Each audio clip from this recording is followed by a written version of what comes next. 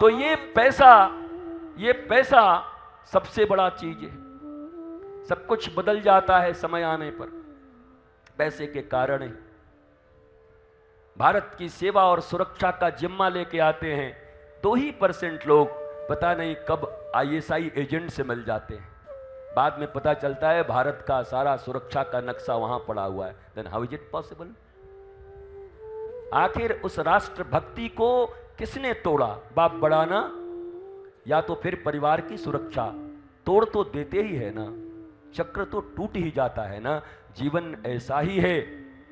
ये सब कहने की बातें हैं कि हम तो सिद्धांतवादी हैं, हमारा तो ऐसा है, हमारा तो वैसा है, हमारा तो वो है। कुछ नहीं भैया, कुछ नहीं, कुछ लाभ होना चाहिए, बाकी सब सिद्धांत बना लिया जाएगा। और रामायण से बना लेंगे, गीता से बना लेंगे, श्लोक पढ़ लेंगे, एक पंडित से पूछ लेंगे, पंडित जी का श्लोक बताइए तो इसमें कोई श्लोक है कि नहीं, बता देंगे हाँ यहाँ पर ये लिखा हुआ है कि ऐसे समय में ऐसा करना चाहिए, तो आप बता देंगे।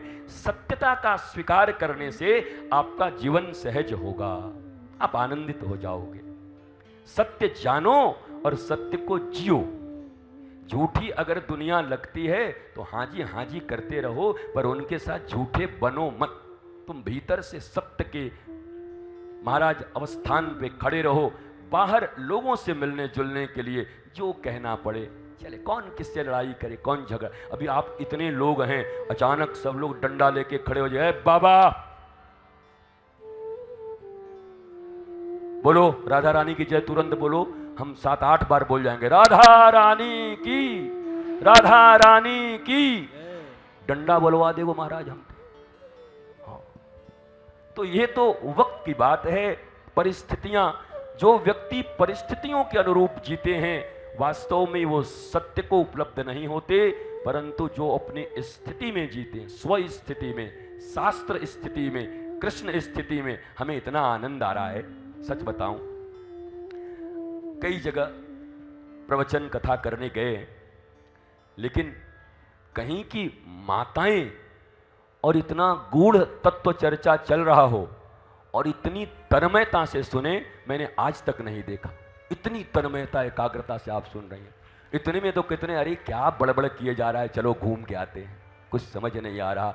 पर जैसे ही मैंने आपको कहा, सिर्फ मेरे लिए नहीं, व्यासपीठ पर जब भी कोई बैठे और आप श्रवण के लिए आओ तो 3 घंटे बलिदान कर दो अपना। सोच के आओ कि इन 3 घंटों पर मेरा अधिकार नहीं है।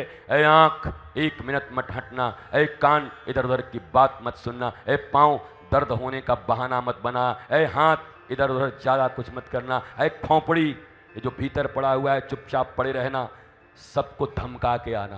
बोला चुपचाप सुनना, नहीं तो 50-50 कोस दूर जब बच्चा रोता है, धमका के आना गब्बर की तरह। फिर देखोगे पूरी कथा समझ में आ जाएगी। और चक चुक करते रहोगे तो कछु समझ में नहीं आएगी। बाहर निकाल के क्या बोलो, बाबा हतो ठीक ही हतो, बड़बड़ बहुत कर रहे हो है, आपको ज्ञान बहुत ना है, कहीं पे आए गए बड़बड़ कर रहे हो। जब पाड़े जो रिसीवर है पतो नहीं कहाँ से ले आए हो को उठाए के। पर जब ध्यान से आप सुनोगे, एक एक बात सुनोगे, तो आपको लगेगा वाह वाह वाह, जीवन में जिन जिन समस्याओं से हम जूझ रहे हैं, बाबा ने वास्तव में भागवत जी से मोती चुन चुन के निकाल के हमको दे दिया। हमारे जीवन में बड़ा आनंद और आह्लाद मिल जाएगा अगर हम इसे मान लेंगे तो।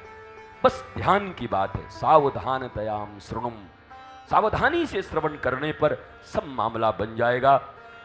भगवान आरोप मुक्त हो गए और ऐसे ही एक एक करके भगवान के और भी मित्र वृंदा, भगवान की और कालिंदी, ऐसे सत्या नागन जीती की कन्या, उनसे उनका विवाह हुआ। 8 कन्याएं इधर हो गईं और 16,100 के बारे में तो हमने आपको बता ही दिया है कल। भौमासुर ने कैद करके रखा था 16,100 राजकुमारियों को।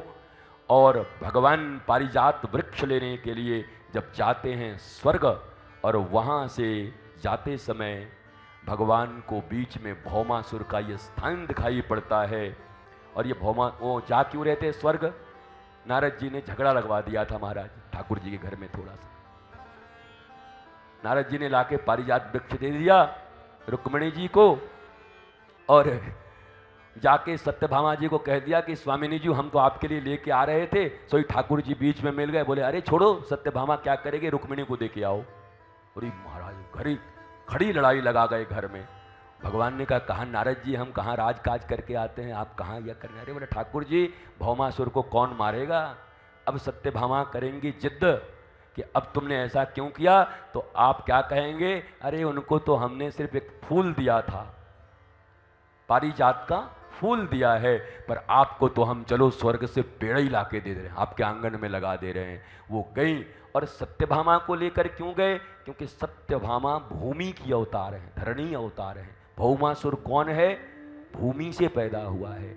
और सत्यभामा भूमि ने ही कहा था कि जब तक मैं न कहूँ इसको दुनिया में कोई मार नहीं सकता। तो ठाकुर जी ले गए और ऐसा खिंचा दिए, ऐसा ज़्यादा भौमासुर ने व्यवहार कर दिया सत्यभामा के साथ कि सत्यभामा को बोलना पड़ा मारो इसको, अभी मारो। ठाकुर जी तो इसी का इंतजार ही कर रहे थे। सोई गोविंदाय नमो नमो कर दिया वहां पर उसका भौमासुर का। 16,100 कन्याओं को लेकर निकला। 21वीं शताब्दी में भी आज भी अगर किसी युवती के ऊपर, किसी बच्ची के ऊपर ऐसे कोई केसेस होते हैं, कभी उनका शोषण होता है, कभी जो बलात्कार नाम का शब्द आता है, तो आज भी अखबारों में नाम उसी का छुपाया जाता है, मुंह उसी को छुपाने पड़ते हैं, कहानियाँ उसी की नहीं बनाई दी जाती। वह मोहल्ले में नहीं रह पाती, महाराज राज्य में नहीं रह पाती। 21वीं शताब्दी में तो ये हाल है। जरा सोचो उस समय उन 16,100 राजकुमारियों को उठाकर ले जाने वाला वो राक्षस जब इतने वर्षों तक अपने यहाँ रखा था, तो उन कन्याओं को कौन अपनाता। उन कन्याओं ने कह दिया इससे तो बढ़िया था कि कम से कम एक के अंडर में हमें बंद करके रखा गया। अब तो हम जहाँ जाएंगी, जहाँ जाती हैं, लोग हमारे पीछे पता नहीं फप्तियाँ कसते हैं, अरे देखो देखो वही उठा के ले गया, तो वही है, ये वही है, कितने दिन तक रही हो। अरे जब सीता से पूछ सकते हैं, सीता को कह सकते हैं मैया को कि अरे रावण के पास रह के आ रही हैं, ठाकुर जी तो गजब हैं, परीक्षा कचो लियो नहीं रख लियो, हम राम जी नहीं हैं, कूट देंगे तुमको, ऐसे करके कहा। तो केवल वो एक धोबी की बात नहीं थी, रामा अवतार में प्रत्येक घर में एक खुशफुसाहट चल रही थी। हर घर में यही लोग कह रहे थे, जब लड़ाई हो पति पत्नी में तो पति उठे, ऐ सुन हम राम जी नहीं हैं, समझ गई, कि हम छोड़ देंगे, जहां जाएं वहीं ये वार्ता उठे।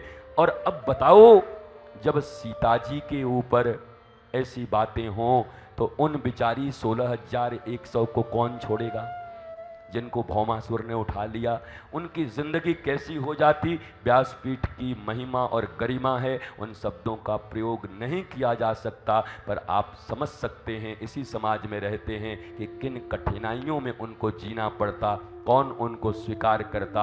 और तब सत्यभामा के पास सब हाथ जोड़कर खड़ी हो गई कि हे स्वामिनी जू, हम तो और बर्बाद हो गई, अब हम क्या करें, हमको कौन पुरुष अपनावेगा। तो वहीं पर सत्यभामा ने कहा अब तुम्हें कोई पुरुष नहीं, साक्षात पुरुषोत्तम अपनावेंगे, तुम पुरुषोत्तम की महाराज रानी बनोगे।